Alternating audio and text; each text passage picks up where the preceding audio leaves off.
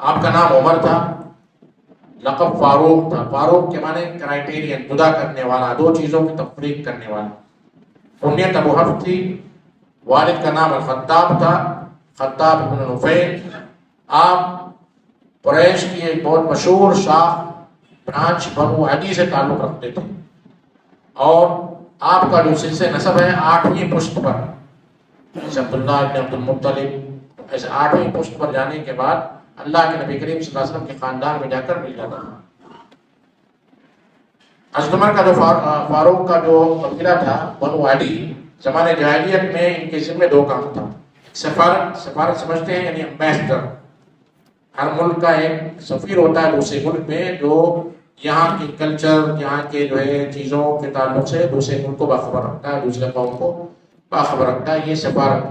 تو بنو عدی جو قریش کا ایک بڑا قبیلہ تھا، ان کے ذمے سفارت تھی. اور دوسرا مقدمات یعنی جسٹس کا محکمہ ڈپارٹمنٹ ان کے ذمہ تھا. جو مقدمات ہوتے ہیں اس میں بنو عدی کا فیصلہ مانا جاتا تھا. آپ اللہ کے نبی کریم صلی اللہ علیہ وسلم سے 13 برس کے چھوٹے تھے، جونیئر تھے، چھوٹے تھے، 13 سال کے چھوٹے تھے، اور مکہ میں پیدا ہوئے تھے. حضرت عمر رضی اللہ تعالیٰ عنہ بچپن میں اونٹ چرایا کرتے تھے. جوان ہوئے تو پڑھنا لکھنا سیکھ لیا. آپ پڑھنا لکھنا بھی جانتے تھے. علم الانساب یعنی جو باپ دادا کے تعلق سے جو علم ہوتا ہے، فلاں کس کا بیٹا ہے، کس کا بیٹا ہے، کس کا بیٹا ہے، قبیلہ اور خاندان کی خصوصیات کیا ہے. جیسے آپ جانتے ہوں گے کہ ہندوستان میں اگر قریشی کوئی ہے تو اس کے تعلق سے کہا جاتا ہے کہ یہ لوگ قصاب ہوتے ہیں. انصاری ہے تو کہا جاتا ہے کہ یہ جو ہے کپڑا بننے والے ہیں. گجرات کے تو کہا جاتا ہے بزنس مین ہوں گے. یہ جو علم ہوتا ہے اس کے جو ہے ماہر تھے. خطابت بڑے اچھے خطیب تھے، پبلک اسپیکر تھے، پہلوانی ریسلر تھے، پہلوان تھے. اور اوکاس کا جو میلہ لگتا تھا اس میں باقاعدہ حضرت عمر رضی اللہ تعالیٰ عنہ پہلوانی کا مقابلہ کرتے تھے. ریسلر تھے، اور جو ہے عربوں کے زمانے میں جو شعر و شاعری کی محفل ہوتی تھی اور ریسلر ہوتے تھے، پہلوانی کا مقابلہ ہوتا تھا، بیٹ بازی ہوتی تھی، اس میں حضرت عمر رضی اللہ تعالیٰ عنہ پہلوانی کے مقابلے میں شریک ہوتے تھے. آپ کا پروفیشن تجارت تھا، بزنس کرتے تھے. بزنس کے سلسلے میں آپ عراق، مصر، شام، لیبیا وغیرہ کا بہت سارا سفر آپ نے کیا. آپ کا چہرہ، آپ کی شخصیت بڑی روبدار تھی. آپ دیکھیں کہ بہت سارے لوگ بڑے دبدبہ والے ہوتے ہیں، ان کو لوگ دیکھ کر ڈر جاتے ہیں. بچے جو بھاگتے ہیں، ایک نورانی چہرہ ہوتا ہے اور بڑے سخت مزاج نظر آتے ہیں. بعض لوگ بڑے نرم ہوتے ہیں، ہر ایک ان سے ہنسی مذاق کر لیتا ہے. حضرت عمر رضی اللہ تعالیٰ عنہ بچپن سے ہی جو ہے بڑے روبدار تھے، کڑک آواز والے تھے اور دبدبہ والے تھے. جب اللہ کے نبی کریم صلی اللہ علیہ وسلم نے اسلام کی دعوت دینی شروع کی، 3 سال آپ نے خفیہ دعوت دی. اس وقت حضرت عمر رضی اللہ تعالیٰ عنہ اسلام کے بڑے سخت مخالف تھے. جیسے کفار مکہ مخالف تھے، حضرت عمر رضی اللہ تعالیٰ عنہ بھی بڑے سخت مخالف تھے. اور جب ایک شخص اپنی فزیکل لائف میں، زندگی میں بڑا سخت دبدبے والا ہوتا ہے، اس کے آگے پیچھے چلنے والے لوگ ہوتے ہیں، تو کبھی کسی چیز کو جلدی قبول نہیں کرتا. جو نرم دل ہوتا ہے اس کی کوئی جو ہے فین فالوئنگ نہیں ہوتی ہے. فین فالوئنگ سمجھتے ہیں نا، دوست احباب دکان پر بیٹھ کے جو چائے وغیرہ پیتے ہیں، گپ شپ کرتے ہیں، تو فین فالوئنگ نہیں ہوتی ہے تو شخص جلدی جو ہے کسی چیز کو قبول کر لیتا ہے. جس کی فین فالوئنگ ہوتی ہے، بہت سارے دوست احباب ہوتے ہیں، جلدی قبول نہیں کرتا. لیکن بڑی جینیس شخصیت تھی، بڑی عظیم شخصیت تھی. اللہ کے نبی کریم صلی اللہ علیہ وسلم کو اس بات کا احساس تھا. تو زمانے جاہلیت میں 2 لوگ تھے، ابو جہل اور عمر. بڑے مضبوط دل والے تھے، بڑے دبدبے والے تھے. اللہ کے نبی کریم صلی اللہ علیہ وسلم کی خواہش تھی کہ دونوں میں سے کوئی ایک مسلمان ہو جاتا تو بڑا اچھا ہوتا. اور حضرت عمر رضی اللہ تعالیٰ عنہ کے اسلام لانے سے پہلے مسلمان کعبہ میں جماعت کے ساتھ کیا بلکہ تنہا نماز نہیں پڑھواتے تھے. جیسے کوئی نماز پڑھتا لوگ اسے جو ہے ٹوٹ پڑتے تھے، مارتے تھے، بھگاتے تھے. جماعت کے ساتھ پڑھنا تو بڑا ناممکن تھا. لیکن جب حضرت عمر رضی اللہ تعالیٰ عنہ اسلام لائے، ان کے اسلام لانے کا واقعہ میں بیان کروں گا، تو صحابہ کرام جماعت کے ساتھ جو ہے نماز پڑھنے لگے. جماعت کے ساتھ سوچیے کہ ایک شخصیت کی وجہ سے کتنی بڑی قائم ڈب ہو گئی. ان کے اسلام لانے کا واقعہ بھی بڑا عجیب ہے. جب دیکھا کہ اسلام کی دعوت پھیلتی جا رہی ہے تو انہوں نے سوچا کس کو روکیں گے. کسی کا بیٹا مسلمان ہو رہا ہے, کسی کی بیوی مسلمان ہو جا رہی ہے, کسی کی بہن مسلمان ہو جا رہی ہے, کسی کا دادا مسلمان ہو جا رہا ہے, کس کو روکیں گے؟ مشکل ہے نا, آپ ان کو سمجھائیں. تو حضرت عمر نے سوچا کہ بھئی ان سب کو سمجھانے کی ضرورت نہیں, جو دعوت دیتا اسی ختم کر دیا جائے.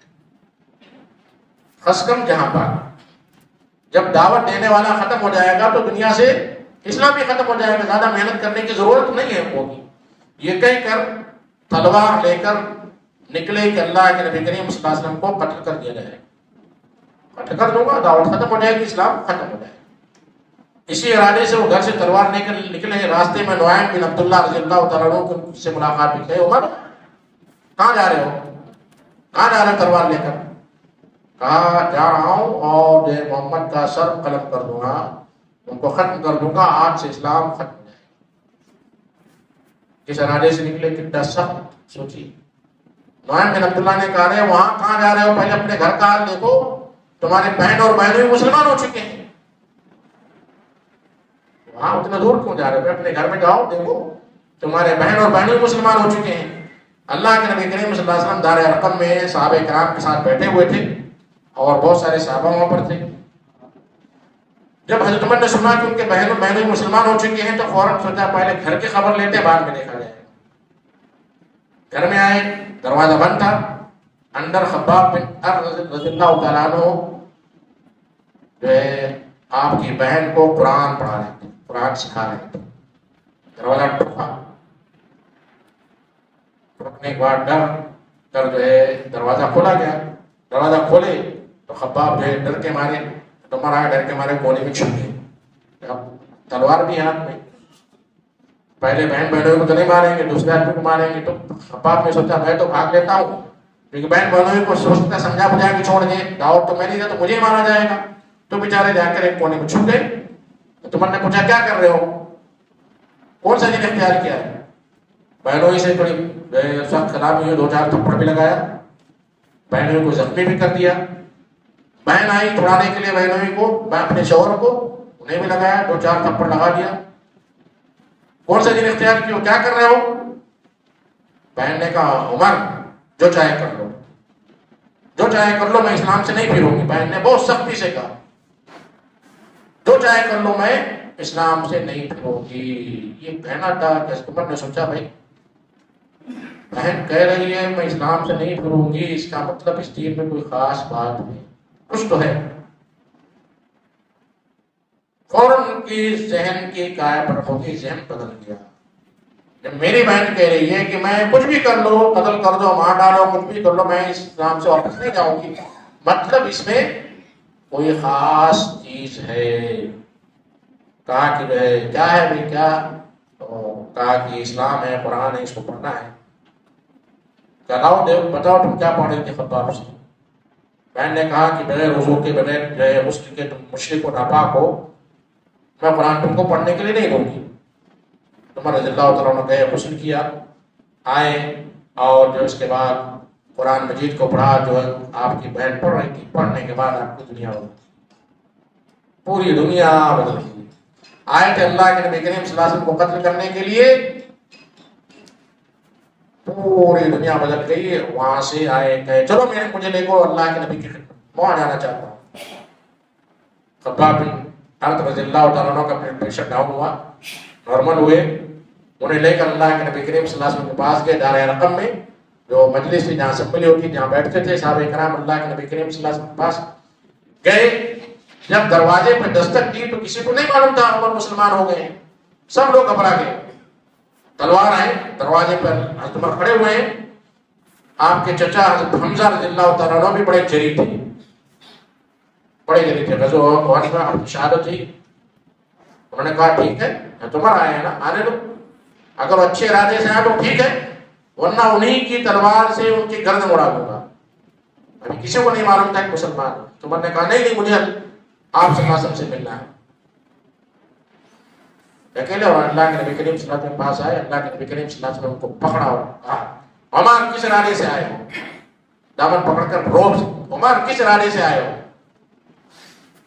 کہا اللہ کے رسول میں اسلام لانے کے لیے آیا.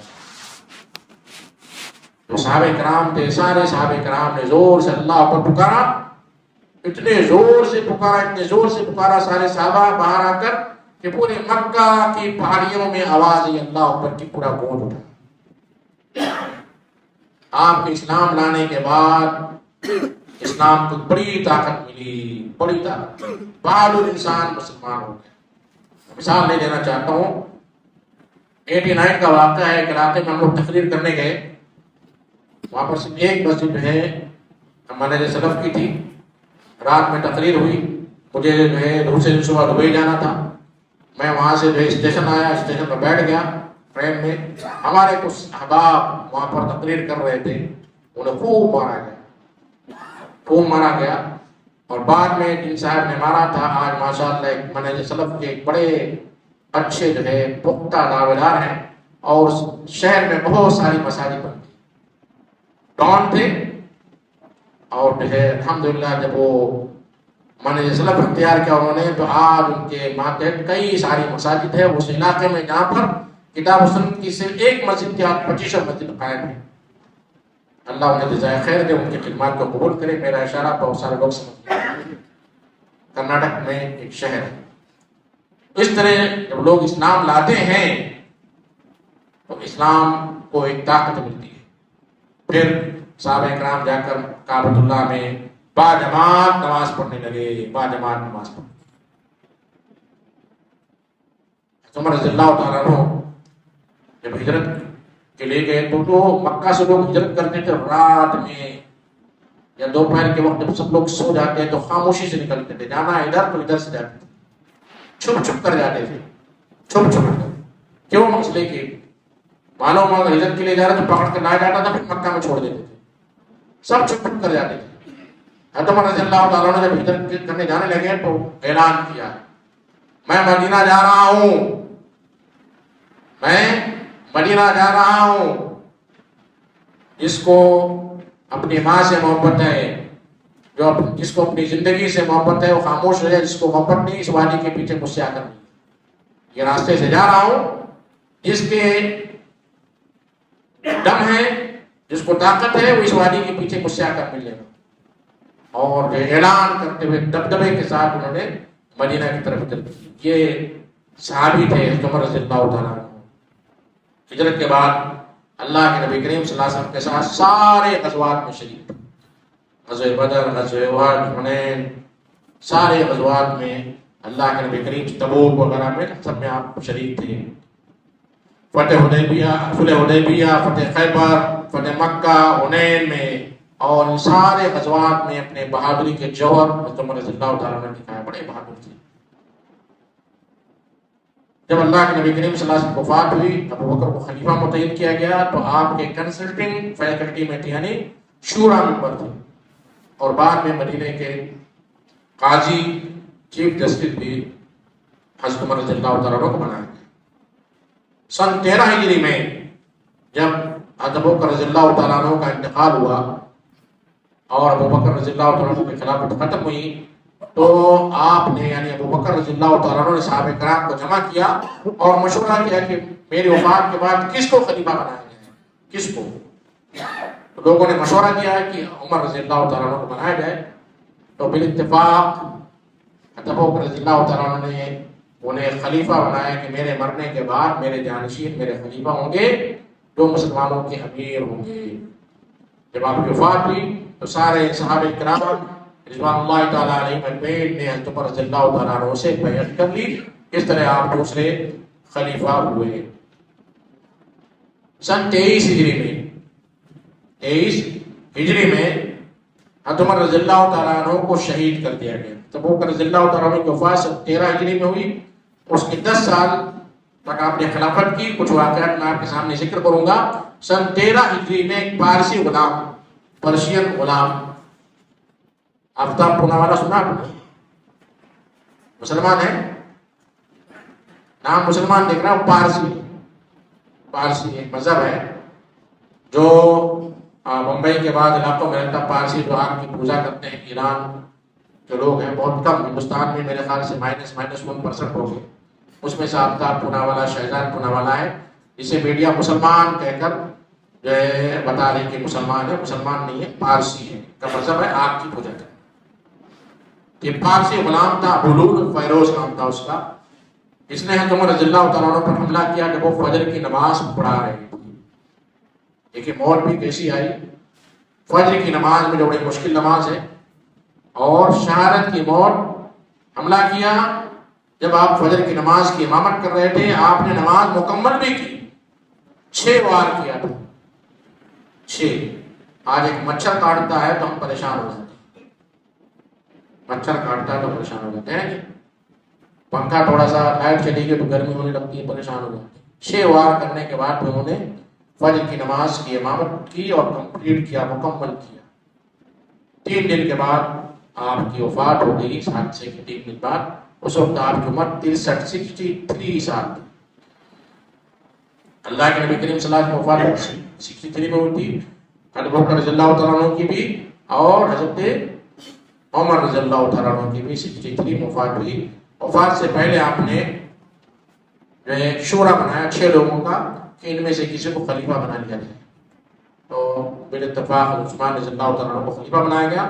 آپ کو اللہ کے نبی کریم صلی اللہ علیہ وسلم کے دامن میں ابو بکر کے بغل میں دفن کیا گیا ہے، جو آج روضے کے اندر 3 قبریں ہیں. اس میں اللہ کے نبی کریم صلی اللہ علیہ وسلم کی ہے، اور اس کے بعد حضرت ابو بکر رضی اللہ تعالیٰ عنہ، اس کے بعد حضرت عمر رضی اللہ تعالیٰ عنہ کی. حضرت عمر رضی اللہ تعالیٰ عنہ بڑے اعلیٰ سیرت و کردار کے مالک تھے، بڑے بہادر، بڑے معروف تھے. ایک بہترین حکمران تھے، ایک بہترین منتظم تھے. یہاں تک کہ مہاتما گاندھی بھی کہتے ہیں تھے کہ حضرت عمر رضی اللہ تعالیٰ عنہ جیسا جو ہے چیف منسٹر ہونا چاہیے، صدر ہونا چاہیے، پریزیڈنٹ، گورنر ہونا چاہیے. کیوں؟ وجہ جو ہے آپ ان کی جب سیرت پڑھیں گے کس طرح رعایا کا خیال کیا کرتے تھے. اللہ سے ڈرنے والے بڑے متقی و پرہیزگار انسان تھے. آپ صلی اللہ علیہ وسلم سے بے حد محبت کرنے والے تھے، سادگی پسند تھے، بڑے سادہ مزاج تھے. آج ہم لوگ بہت تام جھام میں رہتے ہیں. تام جھام کہتے ہیں بڑا اپنے آپ کو شو آف کرنے میں، بڑا انسان ہو، جیب پیسہ بھی نہیں ہے، بائک میں جو ہے پیٹرول بھرانے کا پیسہ بھی نہیں، لیکن ایسا شو کر رہے ہیں کہ ہم مرسیڈیز کار خریدنے والے ہیں. بڑے سادہ مزاج تھے، بڑے سادگی پسند کرتے تھے. رعایا کی خبر کر لیتے تھے. رات میں گشت کرتے تھے. رات میں دیکھیں روڈ پر کوئی بھوکا ہوا انسان تو نہیں سو رہا ہے، کسی گھر میں چولہا تو نہیں جلا ہے. بڑا مشہور واقعہ ہے. حضرت عمر رضی اللہ تعالیٰ عنہ ایک رات میں گشت کر رہے تھے. دیکھیں کہ لوگ جو ہے کھا پی کر سوئے، آرام سے سوئے یا نہیں سوئے. ایک ماں اپنی بیٹی سے کہتی ہے کہ بیٹی دودھ میں پانی ملا دو، دودھ میں پانی ملا دو. حضرت عمر رضی اللہ تعالیٰ عنہ چلتے ہوئے اس ماں کی آواز کو سن لیتے ہیں. اور بیٹی بڑی دیندار، بڑی ایمان والی تھی، بڑی ایمان والی تھی. اس نے کہا کہ دودھ میں پانی ملانا صحیح نہیں ہے، اور حضرت عمر رضی اللہ تعالیٰ عنہ نے دودھ میں پانی ملانے سے منع کیا ہے. دودھ میں پانی ملانے سے منع کیا ہے. ماں نے کہا عمر کہاں دیکھ رہے ہیں، عمر کہاں دیکھ رہے ہیں؟ تو بیٹی کہتی ہے عمر نہیں دیکھ رہے تو اللہ اللہ یرانا، اللہ ہمیں دیکھ رہا ہے، میں ایسا کام نہیں کر سکتی ہوں. حضرت عمر رضی اللہ تعالیٰ نے پورا واقعہ سن لیا. اور سیرت میں آتا ہے کہ رات کی تاریکی میں اس گھر پر نشان لگا دیا اور گھر چلے آئے. اپنے بیٹے کا رشتہ اس گھر میں بھیجا، ایسی دیندار خاتون جو ہے میں چاہیے، اور خلیفۃ المسلمین کی بہو بنی. ایک بڑا امیر المومنین کی بہو بننے کا شرف حاصل. ایسے بہت سارے واقعات آپ کی سیرت میں ہیں کہ رات میں جو ہے گشت کیا کرتے تھے کہ دیکھیں کوئی بھوکا جو ہے میرے خلافت میں سو تو نہیں رہا ہے، کوئی پریشان حال تو نہیں ہے. ایسے بہت سارے واقعات آپ کی سیرت میں ہیں. امام ترمذی نے اللہ کے نبی کریم صلی اللہ علیہ وسلم اس قول کو نقل کیا ہے، بڑا پیارا قول ہے. کہتے ہیں کہ اللہ کے نبی کریم صلی اللہ علیہ وسلم فرمایا اگر میرے بعد کوئی نبی ہوتا تو عمر ہوتا. لو کان بعدی نبی لکان عمر.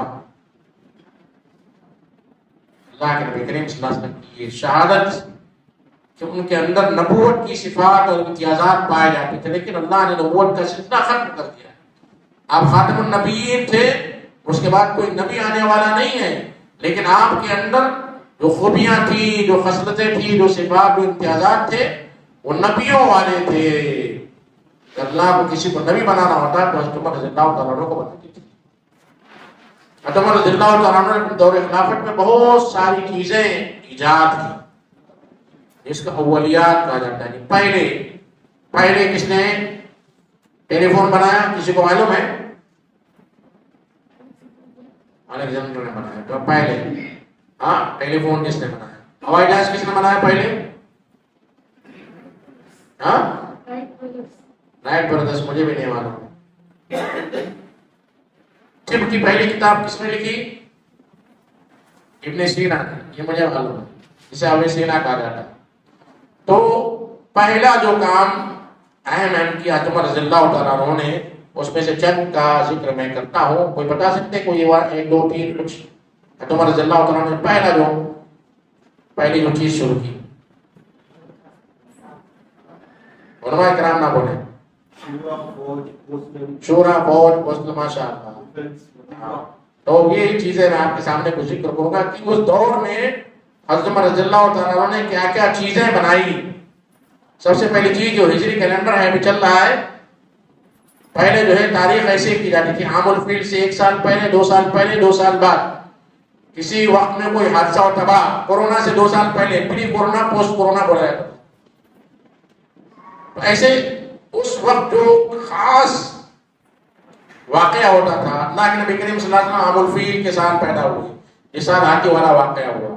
تو اب اگر یہ نہ ہوتا 2022 یا 1441 44 نہ ہوتا تو ہم کیا کہتے؟ کورونا سے 2 سال پہلے، کورونا کے 2 سال بعد، کورونا سے 3 سال پہلے، کورونا کے 4 سال بعد، یا کہتے جو ہے مودی کی دور حکومت میں، منموہن کی دور حکومت میں، اس طرح ہم ریلیٹ کرتے تھے۔ پہلے بھی ایسے ریلیٹ کیا جاتا تھا۔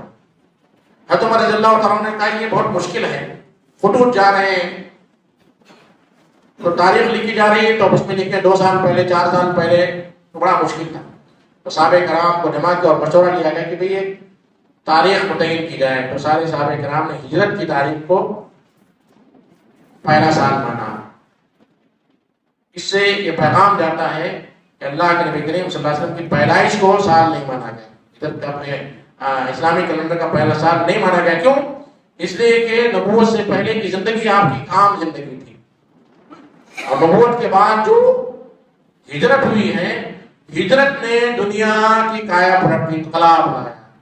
ایک بڑا واقعہ ہجرت سے متعلق تھا، اس لیے ہجرت کے سال کو اسلامی تاریخ کا پہلا سال متعین کیا گیا۔ یہ بھی ایک بڑی دلیل ہے کہ عید میلاد النبی وغیرہ نہیں کرنا چاہیے، اور کسی کی زندگی کی ڈیٹ آف برتھ کوئی معنی نہیں رکھتی ہے۔ آپ نے گریجویشن کب کیا وہ معنی رکھتا ہے، آپ عالم کب ہوئے یہ معنی رکھتا ہے، آپ نے بڑا کام کب کیا یہ معنی رکھتا ہے، مسجد آپ نے کب بنائی یہ معنی رکھتا ہے، یہ معنی نہیں رکھتا ہے کہ آپ کی ڈیٹ آف برتھ کیا ہے۔ اس کی کوئی ویلو نہیں، اس لیے آپ یہاں پر جو 70 سال کے لوگ ہوں گے انہیں اپنی ڈیٹ آف برتھ ہی نہیں معلوم ہوگی۔ ابھی نئے نوجوان آئے ہیں کہ بچوں کے برتھڈے مناتے ہیں برتھڈے نوجوان، اور کہتے ہیں کوئی بڑی بات نہیں تھی، کیک کاٹیں گے، حالانکہ برتھڈے نہیں ہے، برتھ ڈیٹ ہے۔ تو برتھ ڈے کیا ہوتا ہے؟ اگر کوئی منڈے پیدا ہوا تو برتھ ڈے کیا ہوگا؟ منڈے ہوگا نا، صحیح ہے نہیں صحیح ہے؟ اگر 11 تاریخ کو پیدا ہو تو 11 تاریخ کبھی ٹیوزڈے آئے گی تو فرائیڈے آئے گی، تو آپ برتھ ڈے نہیں کہنا چاہیے، برتھ ڈیٹ کہنا چاہیے۔ میں برتھ ڈیٹ منا رہا ہوں، برتھ ڈے مناتے نہیں، غلط ہے وہ، برتھ ڈیٹ مناتے ہیں۔ برتھ ڈے اگر منانا تو سیم ڈے منانا ہے۔ اور اللہ کے نبی کریم صلی اللہ علیہ وسلم جو منایا وہ کیا تھا؟ آپ روزہ رکھتے تھے منڈے کو، کبھی جو 11 ربیع آ رہا ہے، کبھی 10 آ رہا ہے، کبھی 12 آ رہا ہے، کبھی 9 آ رہا ہے۔ تو دن کی حیثیت یا اس کی ویلو کسی اچھے کام کے کرنے کی وجہ سے ہوتی ہے، پیدائش کی وجہ سے نہیں ہوتی۔ دوسری چیز، جسٹس کا جو شعبہ تھا، عدلیہ کا جو شعبہ تھا، اس شعبے کو آپ نے الگ کیا۔ پہلے ایک جنرل افیئر سسٹم تھا، جو ایکسٹرنل اور انٹرنل جو چیزیں ہوتی ہیں، تو اس کا ایک ڈپارٹمنٹ تھا، اور عدلیہ یعنی جسٹس کا جو نظام تھا اسی کے اندر قضا جسے کہتے ہیں۔ حضرت عمر رضی اللہ تعالیٰ عنہ نے قضا کے سسٹم کو الگ کر دیا اور دیگر امور کے سسٹم کو الگ کر دیا۔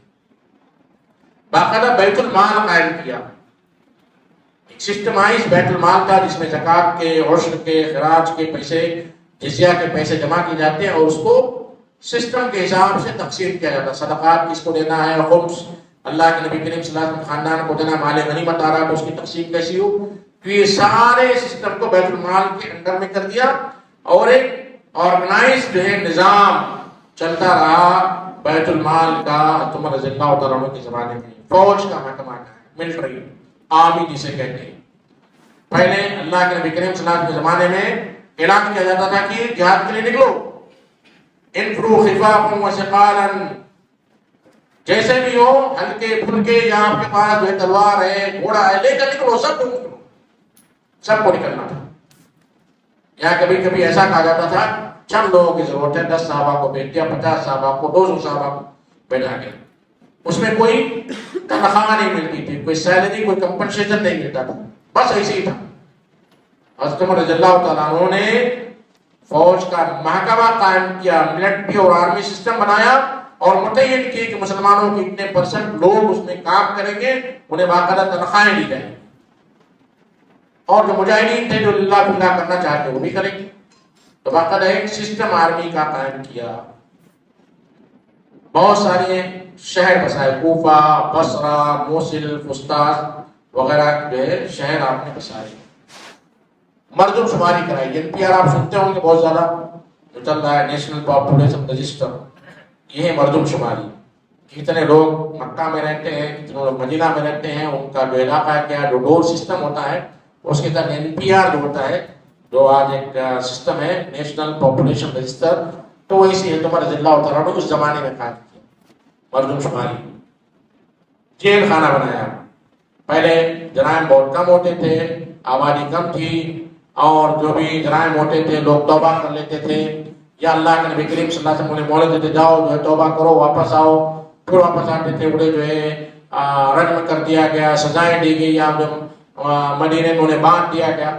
لیکن جب اسلامی سلطنت وسیع ہوتے گئی اور جرائم میں اضافہ ہوتے گیا تو ایک جیل خانہ بنایا گیا جہاں سے عادی مجرموں کو رکھا جائے۔ فوجی جو گھوڑے تھے وہ چوری نہ ہو جائیں، اس لیے گھوڑے پر جو ہے جیش فی سبیل اللہ کا نشان لگایا گیا، جو کوٹ کا لگایا جاتا ہے، آج بھی دیکھیں گے جو ہے گاؤں بکریوں کے اس میں وہ لگایا جاتا ہے نشان، باقاعدہ جو ہے ایک نمبر ہوتا ہے۔ تو اس زمانے میں عمر رضی اللہ عنہ جیش فی سبیل اللہ کے نام سے وہ گھوڑوں پر، جو فوجی گھوڑے تھے جو ملٹری کے لیے تھے، وہ گھوڑوں پر نشان لگایا۔ پولیس کا محکمہ قائم کیا، امن و امان کو قائم رکھنے کے لیے پولیس کا محکمہ قائم۔ مکہ اور مدینے کے درمیان جو راستہ تھا، اس راستے پر لوگوں کو ٹھہرنے کے لیے ہوٹلز نہیں تھے، سرائے جسے کہا جاتا ہے۔ آپ دیکھیں گے چنئی اسٹیشن سے باہر نکلیں گے سرائے، جس مسافر جا کر تھوڑے سے جو پیسے میں رہ سکتے ہیں، تو ایسا سرائے قائم کیا مکہ اور مدینے کے درمیان، تاکہ حجاج عمرہ کرنے والے جو آتے جاتے ہیں ان کے لیے آسانی ہو۔ نہریں کھدوائی اور آبپاشی یعنی واٹر ریسورس مینجمنٹ قائم کیا۔ پوسٹ کا نظام قائم کیا، ڈاک کا پوسٹ، اور پوسٹ کا سسٹم تھا ہر 40 میل کے فاصلے پر ایک جو ہے چوکی ہوتی تھی، وہاں پر جو ہے کئی گھوڑے رکھے ہوتے تھے، تو جہاں سے ایک گھوڑ سوار جاتا تھا وہ اس چوکی پر جو ہے خط دیتا تھا اور پھر وہاں آرام کرتا تھا، واپس آ جاتا تھا۔ وہاں سے آگے جو ہے دوسرا انسان جاتا تھا جو دوسرا گھوڑا لے کر، اور وہ دوسری چوکی پر اس طرح جو ہے ڈاک کا نظام قائم کیا۔ لاوارث اور بے سہارا یتیم بچوں کے لیے اسکالرشپ وظیفہ متعین، چاندی کے سکے جاری کیے۔ اس سے پہلے لوگ جو ہے گیہوں کے بدلے چاول، چاول کے بدلے یا چاول کا ایک گیہوں دے کر چاول لینا، اس طرح جو ہے تبادلہ ہوتا تھا۔ عمر رضی اللہ عنہ چاندی کا سکہ جاری کیا۔ رات کو گشت کا طریقہ ایجاد کیا۔ چبوترا پولیس سنے ہوں گے آپ لوگ، ہاں، حیدرآباد میں خاص چبوترا پولیس چلتی ہے رات میں، جو نوجوان بیٹھ کر سگریٹ پیتے ہیں، گٹکا کھاتے ہیں، یا جو بدماشی کرتے ہیں، شور شرابہ کرتے ہیں، عمر رضی اللہ عنہ اس زمانے میں شروع کر دیتے، رات کو گشت کرتے تھے۔ اور اس میں صرف یہ نہیں تھا کہ جو ہے کرمنل لوگوں کو پکڑا جائے، بلکہ اس گشت میں یہ بھی دیکھا جاتا تھا کہ کوئی پریشان حال، کوئی بھوکا انسان، کوئی مسافر تو راستے میں نہیں پایا جاتا۔ فجر کی اذان میں الصلاۃ خیر من النوم، حضرت عمر رضی اللہ تعالیٰ عنہ کے زمانے سے ہے۔ نماز تراویح کا باجماعت، نماز تراویح کی باجماعت کا اہتمام۔ تراویح کی تاریخ آپ کو معلوم ہوگی، اللہ کے نبی کریم صلی اللہ علیہ وسلم نے نماز تہجد کو مسلمانوں کے فائدے کے لیے سوچا کہ عشاء کی نماز کے بعد فوراً کر دیا جائے رمضان میں۔ رمضان لوگ زیادہ عبادت کرتے ہیں اور تہجد بڑا مشکل وقت میں ہوتی ہے، جب بڑی گہری نیند آتی ہے، تو اللہ کے نبی کریم صلی اللہ علیہ وسلم نے سوچا کہ اس تہجد کو پری پون کر دیا جائے، پہلے پڑھنے دیں۔ ایک دن پڑھا، کچھ لوگ معلوم ہوا، دوسرے دن پڑھے، بہت سارے لوگ معلوم ہوا، ایسے تعداد بڑھتی گئی۔ پھر آپ کو یہ خوف ہوا کہیں ایسا نہ ہو کہ اللہ کو نماز پسند آ جائے اور امت مشکل میں پڑ جائے۔ آپ نے جو اسے چھوڑ دیا اور پھر اپنے وقت پر رات میں آپ پڑھتے رہے۔ صحابہ کرام بھی الگ الگ عشاء کی نماز کے بعد یا فجر کی نماز سے پہلے جیسا معمول تھا پڑھتے تھے۔ آپ کی وفات ہو گئی، حضرت ابوبکر رضی اللہ تعالیٰ عنہ کی وفات ہو گئی، سلسلہ چلتا رہا۔ حضرت عمر رضی اللہ تعالیٰ عنہ کے زمانے میں لوگ ایسا پڑھتے تھے، جیسے فجر یونس ہے، عشاء کی نماز ختم ہوئی، 10 لوگوں نے پڑھی اور چلے گئے، یا کچھ لوگ جو پیچھے پڑھ رہے ہیں، کسی کو کوئی اپنے بچے کے پیچھے نماز پڑھ رہا ہے، کوئی جو ہے بولے خالی ہے بہت اچھی ان کے پیچھے پڑھ رہا ہے، ان کے پیچھے پڑھ رہا ہے، 3-4 جماعتیں ہو رہی ہیں اور مختلف وقت میں ہو رہی ہیں، الگ الگ افراتفری کا ماحول تھا۔ حضرت عمر رضی اللہ تعالیٰ عنہ مسجد میں آئے، دیکھا مختلف لوگوں کے پیچھے نماز پڑھ رہے ہیں، تو آپ نے کیا کیا؟ نہیں، کل سے ایک ہی امام کے پیچھے نماز پڑھی جائے گی، ایک وقت ہوگا۔ امت کو ایک جماعت میں منسلک کر دیا، اجتماعیت قائم کیا، اور بڑا کارنامہ تھا۔ اس وقت سے آج تک تراویح کا باقاعدہ جماعت کے ساتھ اہتمام ہوتا ہے، بہت بڑا کارنامہ تھا۔ شراب نوشی پر مختلف سزائیں دی جاتی تھی لوگوں کو دیکھ کر، لیکن حضرت عمر رضی اللہ عنہ نے کہا 80 کوڑے کم از کم لگائے۔ مساجد میں واز کا طریقہ ایجاد کیا، جیسے بھی واز ہو رہا ہے، پہلے مساجد میں نماز ہوتی تھی، دعا اذکار ہوتے تھے، یا اللہ کے نبی کریم صلی اللہ علیہ وسلم بیٹھ کر کبھی واز نصیحت کیا کرتے، لیکن باقاعدہ واز کا جو سسٹم ہے کہ مسجد میں دروس ہو رہے ہیں، ادھر میں فقہ کا درس ہو رہا ہے، وہ حدیث کا جس مسجد نبوی میں ہے، اس طرح کا نظام حضرت عمر رضی اللہ تعالیٰ عنہ نے کیا۔ قرآن اور حدیث اور فقہ کی تعلیم کے لیے مکاتب قائم کی اور باقاعدہ ان کی تنخواہیں مقرر کی، باقاعدہ ان کی تنخواہیں مقرر کی گئی کہ ان کی تنخواہ دی جائے۔ یہ کچھ چیزیں تھیں حضرت عمر رضی اللہ تعالیٰ عنہ کے تعلق سے تھی۔ کچھ واقعات میں آپ کی بیان کروں گا کہ کس طرح عمر رضی اللہ تعالیٰ عنہ جب ایمان لائے تو مسلمانوں کے درمیان کس طرح کی تبدیلی آئی۔ ابن عباس رضی اللہ تعالیٰ عنہ کی روایت وہ کہتے ہیں کہ جس دن حضرت عمر رضی اللہ تعالیٰ عنہ ایمان لائے، اس وقت مشرکین نے کہا کہ آج مسلمانوں نے ہم سے بدلہ لے لیا، مسلمانوں نے ہم سے بدلہ لے لیا، یعنی معلوم ہم مسلمان اب کامیاب ہو گئے، ہم نہیں جی سکتے۔ اور اسی روز یہ آیت نازل ہوئی، یا ایھا النبی حسبک اللہ ومن اتبعک من المؤمنین، اے نبی آپ کے لیے اللہ کافی ہے اور وہ لوگ جو آپ پر ایمان لائے ہیں۔ حضرت عمر جب ایمان لائے تو ہمارے اندر یہ چیز پیدا ہوئی کہ آج اسلام فتح یاب ہو گیا ہے، آج اسلام کامیاب ہو گیا ہے، ورنہ اس سے پہلے ہم بڑے پریشان تھے، بڑے ڈرے سامے تھے، بہت ڈرتے تھے۔ کفار مکہ بھی نماز پڑھنے کی اجازت نہیں دیتے تھے، لیکن حضرت عمر رضی اللہ تعالیٰ عنہ کے ایمان لانے کے بعد ہمارے اندر ہمت پیدا ہوئی۔ حذیفہ رضی اللہ تعالیٰ عنہ کہتے ہیں جب سے عمر رضی اللہ تعالیٰ عنہ ایمان لائے، اسلام ہر قدم پر ترقی کرتا گیا، اور آپ کے دور خلافت میں آپ دیکھیں گے بہت سارے علاقے، فتوح البلدان آپ پڑھیے کہ کتنے سارے علاقے کو حضرت عمر رضی اللہ تعالیٰ عنہ نے فتح کیا تھا۔ ابن سعد صہیب رومی کہتے ہیں کہ جس دن حضرت عمر رضی اللہ تعالیٰ عنہ ایمان لائے، ہم کعبہ کے گرد بیٹھے طواف کرتے تھے اور مشرکین کو چڑھاتے تھے کہ ہم آج بدلہ لینے کے لائق ہو چکے ہیں، بدلہ لینے کے لائق ہو چکے ہیں۔ ایک مرتبہ اللہ کے نبی کریم صلی اللہ علیہ وسلم نے فرمایا کہ میں نے خواب دیکھا کہ میں نے دودھ پیا ہے اور اس کی تازگی، یعنی دودھ جو اس کی مٹھاس ہوتی ہے، اس میں جو پسان جو خوشبو ہوتی ہے، میرے ناخنوں تک پہنچ چکی ہے۔ پھر میں نے وہ دودھ حضرت عمر رضی اللہ تعالیٰ عنہ کو دیا۔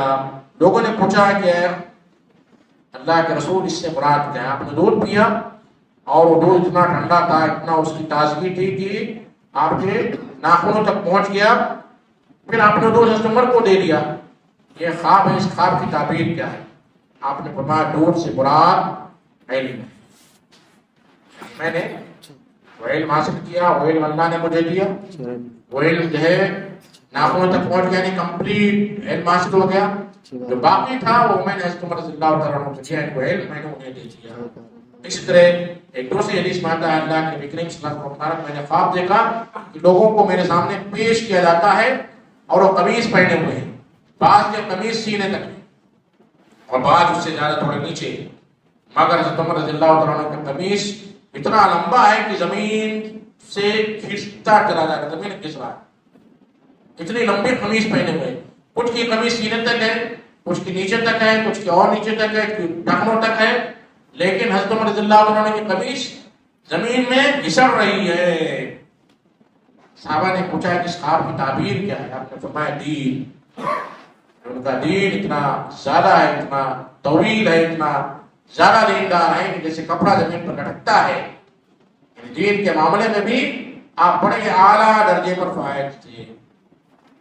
اس طرح عمر رضی اللہ عنہ کے بارے میں آپ صلی اللہ علیہ وسلم فرماتے ہیں کہ عمر جس گلی سے جاتا ہے شیطان وہ گلی چھوڑ کر بھاگ جاتا ہے. اتنا مضبوط ایمان والا کہ شیطان بھی عمر رضی اللہ عنہ سے ڈرتا تھا.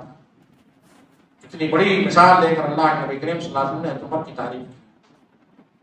اسی طرح فرمایا کہ عمر رضی اللہ تعالیٰ عنہ اہل جنت کے چراغ ہیں، اہل جنت کے چراغ ہیں. ایک مرتبہ آپ نے فرمایا جب تک عمر تمہارے درمیان ہے، جب تک عمر تمہارے درمیان رہے گا، جب تک ہیں بیکار کی باتیں تم نہیں کرو گے، اتنا خوف ہوگا، حضور کا دروازہ بند رہے گا. آج ہماری محفلوں میں بڑے بڑے علماء بیٹھے رہتے ہیں لیکن فضول کی باتیں چلتی رہتی ہیں. تو عمر کا خوف دبدبہ ایسا تھا کہ لوگ ان کے سامنے بات کرتے وہ ڈرتے تھے. اسی طرح ابو سعید خدری رضی اللہ عنہ کی حدیث ہے کہ اللہ کے نبی کریم صلی اللہ علیہ وسلم فرمایا جتنے نبی مبعوث ہوئے ان کی امت میں ایک شخص ایسا پیدا ہوا محدث، میری امت میں عمر رضی اللہ تعالیٰ عنہ ہے جن کی زبان ملائکہ کی زبان کی طرح ہوتی ہے. اسی طرح ابو بکر صدیق فرماتے ہیں کہ وہ زمین پر کوئی شخص حضرت عمر رضی اللہ تعالیٰ عنہ سے زیادہ محبوب میرے نزدیک نہیں ہے. کوئی محبوب ہے حضرت عمر سے زیادہ میرے نزدیک کوئی محبوب نہیں ہے. حضرت علی کہتے ہیں جب نیک لوگوں کا ذکر ہوتا ہے، جب بھی نیک لوگوں کا ذکر ہو تو حضرت عمر کو یاد کرو، انہیں نہ بھولو. نیکوں کے سردار تھے، انہیں بھول گئے تو گویا کہ ہم نے سارے نیکوکاروں کو بھول گیا. جب ذہین لوگوں کا ذکر ہو تو حضرت عمر رضی اللہ تعالیٰ عنہ کا ذکر کرو، کیونکہ میں نے ان سے زیادہ ذہین کسی کو نہیں پایا ہے. اور اگر دنیا کے سارے لوگوں کا علم ایک پڑھنے میں رکھ دیا جائے اور حضرت عمر رضی اللہ تعالیٰ عنہ کا اکیلے کا، ساری دنیا کے سارے لوگوں کا اور حضرت عمر رضی اللہ تعالیٰ عنہ کا علم ایک پڑھنے میں رکھ دیا جائے تو حضرت عمر رضی اللہ تعالیٰ عنہ کا پڑھنا بھاری ہو جائے گا. حذیفہ رضی اللہ تعالیٰ عنہ بھی بات کہتے ہیں کہ دنیا بھر کا علم حضرت عمر رضی اللہ تعالیٰ عنہ کے دامن میں گول میں بھرا ہوا ہے. اس کے علاوہ بہت ساری باتیں صحابہ کرام نے عمر رضی اللہ تعالیٰ عنہ کے بارے میں کی، چھوڑ کر ان کی حلیہ بیان کرنا تھا. فزیکل اپیرنس کیا تھا؟ فاروق رضی اللہ تعالیٰ عنہ گورے تھے لیکن تھوڑا سا اس میں جو کلر ریڈ کلر تھا، سرخی اس پر غالب تھی. نہایت لمبے تھے، جب پیدل چلتے تھے تو لگتا تھا کوئی سوار جا، اتنے لمبے تھے. پرانے زمانے میں لوگ لمبے رہا کرتے، گھنٹے گھنٹے لمبے رہتے. آپ کے گالوں پر گوشت کم تھا، داڑھی بڑی گھنی، مونچھیں بہت بڑی تھی، داڑھی بڑی گھنی تھی. ابن عساکر رحمۃ اللہ علیہ کہتے ہیں کہ عمر رضی اللہ تعالیٰ عنہ تھوڑا موٹے تازے تھے، رنگت میں سرخی غالب تھی، یعنی گورے تھے لیکن تھوڑے سے جو ہے ریڈ کلر عمر، گال پچکے ہوئے تھے، مونچھیں بڑی تھی اور مونچھوں کے اطراف جو ہے سرخی تھی، ریڈ پن تھا. آپ کی والدہ یعنی عمر رضی اللہ تعالیٰ عنہ کی والدہ ابو جہل کی بہن تھی. اس رشتے میں ابو جہل آپ کے ماموں ہوا کرتے تھے. یہ آپ کا حلیہ تھا، آپ کا فزیکل اپیرنس تھا، اس کو تصور کر سکتے ہیں کہ عمر رضی اللہ تعالیٰ عنہ کس انداز کے کیسے ان کا دبدبا رہا ہوگا، کیسے لوگ ان سے ڈرتے ہیں، مونچھیں بڑی بڑی اور اچھے موٹے تازے لمبے اور گھوڑے چٹے، تھوڑا سا رنگ میں اگر جو ہے لال ہو تو انسان غصے میں لال نظر آتا ہے. تو یہ عمر رضی اللہ تعالیٰ عنہ حلیہ ابن شاکر رحمۃ اللہ علیہ نے بیان کیا.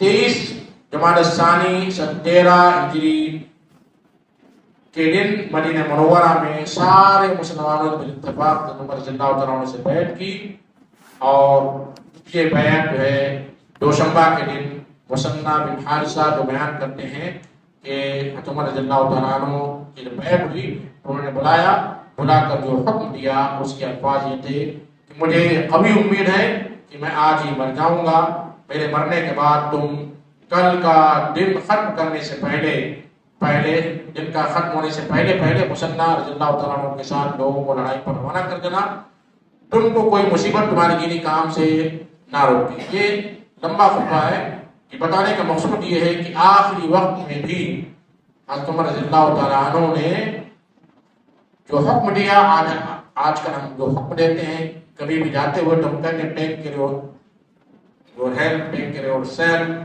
یا اپنے صحت کا خیال رکھنا، بچوں کے تعلق سے نصیحت کرتے ہیں، جائیداد کے تعلق سے نصیحت کرتے ہیں. لیکن عمر رضی اللہ تعالیٰ عنہ نے حضرت مثنیٰ رضی اللہ تعالیٰ عنہ کے بارے میں کہا کہ انہیں جو ہے جہاد کے لیے روانہ کر دیا جائے. اس سے یہ حقیقت ہمیں اچھی طرح سمجھ میں آ جاتی ہے کہ آپ رضی اللہ تعالیٰ عنہ نے آخری وقت میں بھی اسلام کا کلمہ حق بلند کرنے کے لیے مکمل کوشش کی. حضرت عمر رضی اللہ تعالیٰ عنہ کے زمانے میں جو فتوحات ہوئے اس میں میں کچھ چیزوں کا تذکرہ کرتا ہوں، کچھ علاقوں کا تذکرہ کرتا ہوں. جنگ قادسیہ کا جو واقعہ بڑا طویل واقعہ ہے، اس کا وقت میرے پاس نہیں ہے، لیکن جو فتوحات ہوئی جن صوبوں میں ہوئی ان میں فارس، عراق، جزیرہ خراسان، بلوچستان، شام، مصر، فلسطین، آرمینیا، یہ سارے فتوحات جو ہے عمر رضی اللہ تعالیٰ عنہ کے زمانے میں ہوئی تھی. اور یہ فتوحات کوئی معمولی فتوحات نہیں تھی، یہ معمولی فتوحات نہیں تھی، بلکہ اسلامی حکومت کا دائرہ بڑا طویل 22 لاکھ مربع میل تک ہو گیا عمر رضی اللہ تعالیٰ عنہ کے زمانے میں. یعنی 10 سال کے مختصر سے مدت میں عمر رضی اللہ تعالیٰ عنہ نے اپنی حکمت سے، اپنی دانائی سے اور اپنے طریقہ کار سے بہت سارے علاقے کو آپ نے فتح کیا تھا، اور بہت سارے علاقے اسلامی سلطنت میں آ گئے تھے.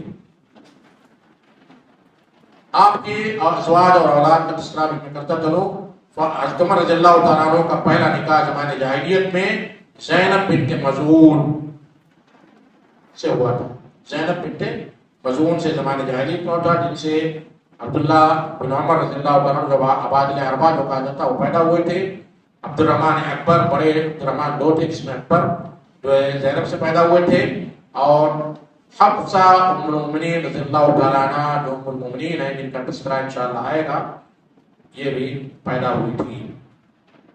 زینب رضی اللہ تعالیٰ عنہ مکہ میں ایمان لائی، اور ہجرت سے پہلے مکہ میں ان کی وفات ہو گئی. یہ عثمان بن مظعون رضی اللہ تعالیٰ عنہ کی بہن تھی. زینب بنت مظعون، عثمان بنت مظعون جو سابقین اولین میں تھے. عثمان بن مظعون رضی اللہ تعالیٰ عنہ پہلے اسلام لانے والے 133 لوگ جنہوں نے پہلے اسلام قبول کیا، ان کی فہرست میں عثمان بن مظعون رضی اللہ تعالیٰ عنہ ہیں. اور جو حبشے کی طرف ہجرت کرنے والے تھے ان میں بھی عثمان بن مظعون رضی اللہ تعالیٰ عنہ کا نام آتا ہے. تو یہ ان کی بہن تھی زینب. اسی طرح اسلام لانے والوں میں اسلام لانے والوں کا 14واں نمبر تھا. 14 لسٹ میں جو 14واں نمبر 133 میں 14واں نمبر تھا. دوسرا نکاح جاہلیت میں ہی عمر رضی اللہ تعالیٰ عنہ کا ملیکہ بنت جرول خزائی سے ہوا تھا، جن سے عبید اللہ پیدا ہوئی تھی. عبید اللہ چونکہ بیوی ایمان نہیں لائی تھی، اس لیے سن 6 ہجری میں عمر رضی اللہ تعالیٰ عنہ نے طلاق دے دی تھی. تیسری بیوی قریبہ بنت ابی امیہ مخزومی تھی. قریبہ بنت ابی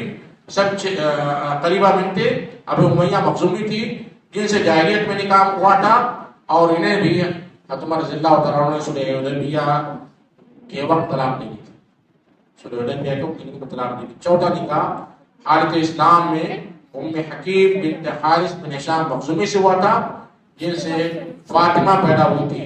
پانچواں نکاح مدینہ میں آنے کے بعد 7 ہجری میں جمیلہ بنت عاصم بن ثابت سے ہوا تھا جن سے سیدنا عاصم رضی اللہ تعالیٰ عنہ پیدا ہوئے، لیکن ان کو بھی حضرت عمر رضی اللہ تعالیٰ عنہ نے کسی وجہ سے طلاق دے دی تھی. چھٹا نکاح 17 ہجری میں ام کلثوم بنت علی سے ہوا تھا. 40,000 مہر تھا ان سے. رقیہ اور زید رضوان اللہ تعالیٰ علیہ مجمعین پیدا ہوئے تھے. یہ ان کے ازواج اور اولاد کا تذکرہ تھا. دیگر حالات یہ تھی کہ عمر فاروق رضی اللہ تعالیٰ عنہ بڑی سادہ غذا استعمال کیا کرتے تھے، یہاں تک کہ بیرون علاقے سے جو وقت اور جو لوگ ملنے آتے تھے ان کے ساتھ کھانا کھانے میں تکلیف محسوس کیا کرتے تھے. کوئی بڑا تام جھام نہیں تھا، سادہ غذا استعمال کیا کرتے تھے. کیونکہ باہر سے لوگ آتے تھے، روم ایران فارس کے لوگ ملنے کے لیے، ان کے یہاں برکن غذائیں ہوتی تھی، پنیر بٹر اور جو ہے جو اور کھجور اور مختلف قسم کے جو ہے لذتدار چیزیں ہوتی تھی. حضرت رضی اللہ تعالیٰ انہیں بھی وہی غذا کھلاتے تھے جو آپ کھاتے تھے. بڑی سادہ غذا ہوتی تھی، اس وجہ سے ان مہمانوں کو بڑی تکلیف ہوتی تھی. آپ کپڑا بھی بڑا معمولی پہنا کرتے تھے، پیون لگے ہوئے کپڑے. امیر المومنین جو 22 لاکھ مربع میل کا مالک ہو، جس کی حکومت چلتی ہو، پیون لگے ہوئے کپڑے پہننا. اس طرح خود جو آتے تھے وہ دیکھتے تھے، انہیں بھی بڑی تکلیف ہوتی تھی اور وہ جو ہے آپ کے اس پیمن لگے ہوئے کپڑے سے مغرور ہو جائے گا. انسان کی عزت اللہ تبارک و تعالیٰ نے کپڑے میں نہیں رکھی. صحابی کہتے ہیں کہ اللہ تبارک و تعالیٰ نے ہمیں اسلام کی وجہ سے عزت دی ہے. اگر ہم عزت کو کپڑوں میں تلاش کریں گے، اچھا کپڑا پہنیں گے اور سوچیں کہ عزت ہمیں اس میں ملے گی، تو اللہ تبارک و تعالیٰ ہمیں ذلیل کر دے گا. ہاں، اگر اللہ نے آپ کو دیا ہے اور آپ کی فطرت، آپ کا نیچر اس بات کی تمنا رکھتا ہے کہ ہم اچھا کھائیں، اچھا پہنیں، اچھی گاڑی استعمال کریں، تو جائز ہے. کہ اللہ تبارک و تعالیٰ خود فرماتا ہے قل من حرم زینۃ اللہ التی اخرج لعبادہ والطیبات من الرزق. اگر آپ کو اللہ نے دیا ہے اور آپ کی فطرت ہے. ایسے بھی واقعات ہیں کہ بعض صحابہ کرام جو اچھا کھاتے تھے، اچھا پہنتے تھے. معاویہ رضی اللہ تعالیٰ عنہ کے بارے میں آتا ہے وہ اچھی غذا استعمال کرتے تھے، اچھا لباس پہنتے تھے، اچھا کھاتے تھے. تو انسان کی فطرت ہوتی ہے، لیکن ضروری نہیں ہے کہ آپ اپنے آپ کو اچھا ثابت کرنے کے لیے، اچھا بتانے کے لیے ایسا کریں. لیکن اگر آپ ایسا کرتے ہیں تو اس میں کوئی حرج نہیں ہے. اس لیے اقبال ایک صاحب نے اللہ کے نبی کریم صلی اللہ علیہ وسلم پوچھا کہ اللہ کے رسول، میری یہ خواہش ہوتی ہے کہ میرا جوتا اچھا ہو، میرا کپڑا اچھا ہو، میرا پہناوا اچھا ہو، تو کیا یہ حلال ہے؟ آپ نے فرمایا ہاں، ان اللہ جمیل یحب الجمال. اللہ خوبصورت ہے، خوبصورتی کو پسند کرتا ہے. لیکن اگر کوئی شخص سادگی اختیار کرتا ہے تو اس پہ کوئی حرج نہیں ہے، اور سادگی اختیار کرنے کی وجہ سے اس کی کوئی عزت کم نہیں ہوتی ہے.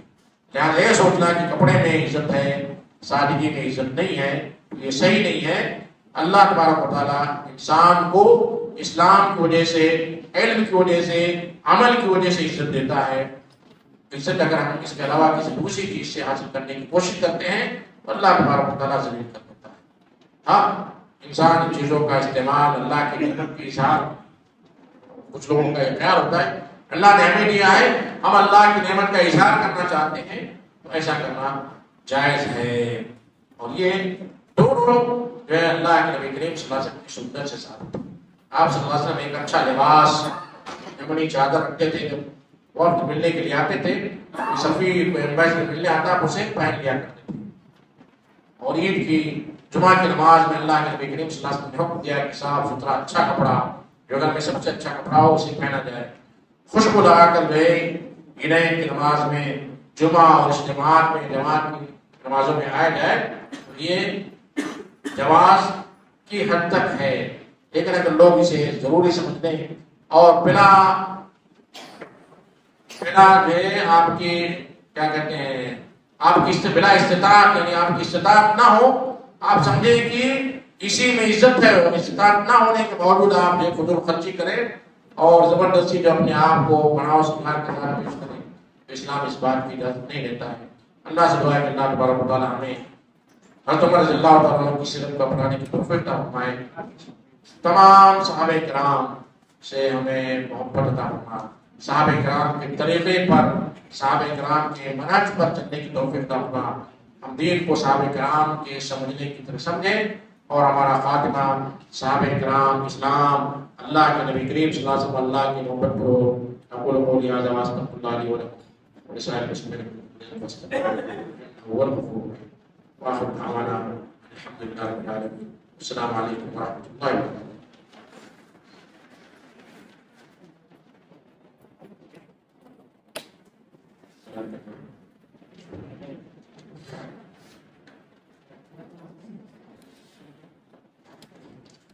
الحمدللہ ہمارا پروگرام جو ہے بحسن خوبی کے اختتام میں پہنچا۔ ہم شیخ محترم کی ہم دعا کرتے ہیں اللہ آپ کے علم عمل اور عمر میں اللہ تعالیٰ برکت عطا فرمائے۔ بارک اللہ فیکم، جزاکم اللہ خیر۔